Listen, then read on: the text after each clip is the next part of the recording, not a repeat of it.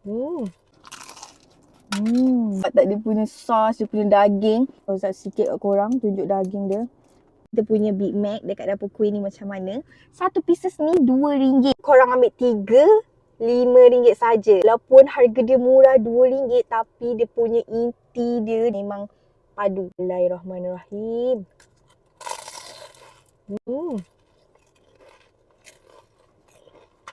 Wush, nampak tu. Daging Big Mac ni kita tak guna daging burger ke. Daging kisar ni kita kisar sendiri, kita proses sendiri. Dan effort dia sangat tinggi tau untuk hasilkan satu popiah Big Mac ni. Dengan harga RM2 saja. Close up sikit kat korang, tunjuk daging dia. Banyak tak banyak daging kita bagi korang.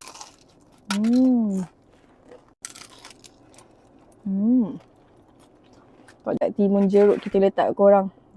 Daging dia sangat berbaloi beli.